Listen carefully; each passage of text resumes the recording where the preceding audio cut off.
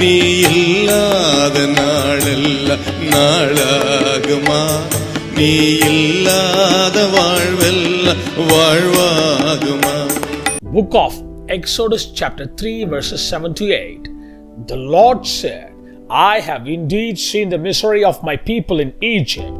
I have heard them crying out because of their slave drivers, and I am concerned about their suffering. So I have come down to rescue them from the hand of the Egyptians, and to bring them up out of the land into a good and spacious land, a land flowing with milk and honey, the home of the Canaanites, Hittites, Amorites, Perizzites, Hivites, and Jebusites.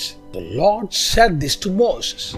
He assembled the sheep he was tending far aside and came to Horeb, the mountain of God. Since he was roaming with sheep for 40 years, he has lost all the skills he had acquired before. He was no longer a mighty and skilled man. He lost his identity. He was a man who forgot who he was. At this point, God spoke to Moses.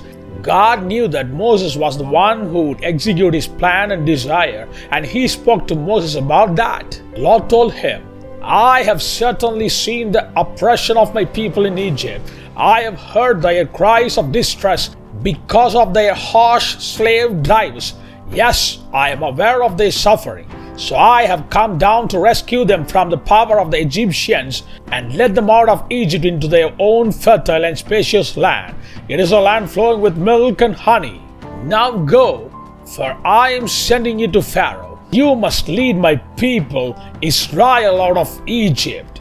But when Moses heard this, he gave so many excuses to avoid God's call. Because Moses killed a person, ran away from Egypt, and hid in the desert for 40 years, he was afraid he would be killed the moment he stepped into Egypt. Also, he knew about Pharaoh and told God that he wouldn't release the people. So with all this reasoning in mind, he gave a lot of excuses to God. He was focused only on his disabilities. Instead of realizing how mighty and powerful the Lord who sent him for this ministry is, Moses only focused on his weakness. I cannot do this. It's impossible for me to do such things. His mind was filled with I and not God. Dear people of God, most of the time, the reason for our failure is our focus on our weaknesses. If we limit ourselves based on our weaknesses, we will never rise. If we look at our situation or our family situation, it's very difficult to believe and have faith. If we fix our eyes on ourselves, we cannot win anything. But instead, amidst all our weaknesses, look unto God. He can do mighty things. Hallelujah! Hallelujah! God bless you.